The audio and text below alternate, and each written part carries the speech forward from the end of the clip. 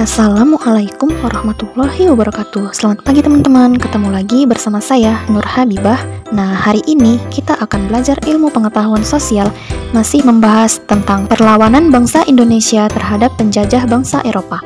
Ayo teman-teman, kita simak video pembelajarannya berikut ini. Perlawanan terhadap Belanda.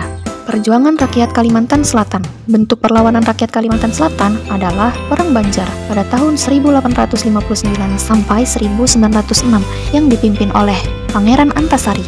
Alasan perlawanan disebabkan karena Belanda berusaha memonopoli perdagangan dan mencampuri urusan kerajaan Banjar. Pangeran Antasari menyerang pos-pos Belanda di berbagai tempat sehingga menyebabkan Belanda kewalahan. Pada tahun 1862, Pangeran Antasari meninggal dunia karena penyakit dan Belanda dapat mengalahkan Banjar pada tahun 1906.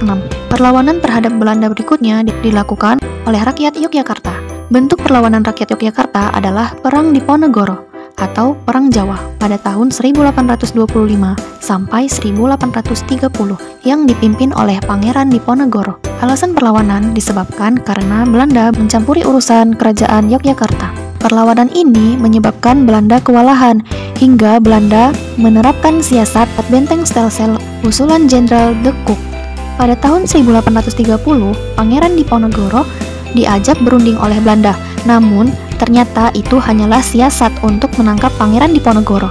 Selanjutnya, beliau diasingkan ke Manado, lalu ke Makassar hingga wafat pada tahun 1855. Perlawanan terhadap Belanda berikutnya dilakukan oleh rakyat Banten.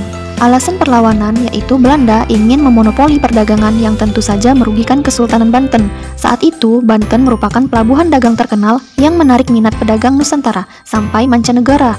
Belanda melawan Sultan Ageng Tirtayasa dengan cara menghasut Sultan Haji atau putranya untuk bersekutu merebut tahta sang ayah, hingga terjadilah perang di antara keduanya.